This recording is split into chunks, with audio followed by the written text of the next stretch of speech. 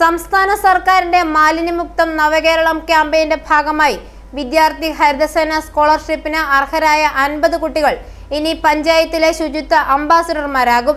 വിദ്യാർത്ഥികൾക്ക് ഹരിത സ്കോളർഷിപ്പ് നൽകുന്നതുമായി ബന്ധപ്പെട്ട് മണർകാട് പഞ്ചായത്ത് മാലം UP സ്കൂളിൽ നടന്ന ശുചിത്വ പഠനോത്സവം മണർകാട് ഗ്രാമപഞ്ചായത്ത് പ്രസിഡന്റ് ജെസി ഫിലിപ്പ് ഉദ്ഘാടനം ചെയ്തു.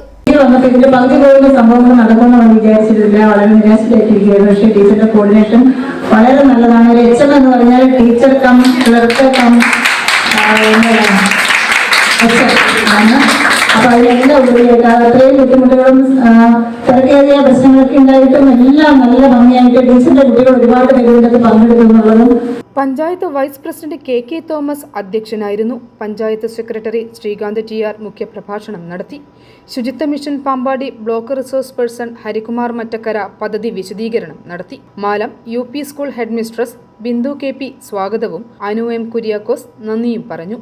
ആശംസകൾ നേർന്നുകൊണ്ട് ആരോഗ്യ വിദ്യാഭ്യാസ standing committee chairperson Sonimol TK, ward മെമ്പർമാരായ ലൈലാമ തോമസ് തുടങ്ങിയവർ സംസാരിച്ചു. വിദ്യാർത്ഥി ഹരിതസേന സ്കോളർഷിപ്പ് പ്രവർത്തനത്തിൽ മികച്ച പ്രവർത്തനത്തിന് മാലം ഗവൺമെന്റ് UP സ്കൂൾ അവാർഡിന് അർഹമായി. അരീപ്പറമ്പ് ഗവൺമെന്റ് ഹൈസ്കൂളിലെ ദേവനാരായണൻ മികച്ച അവതരണത്തിന് 1ാം സ്ഥാനം നേടി.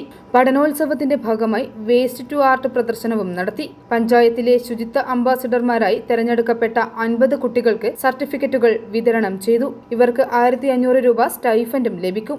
i4 news, Ettumanoor.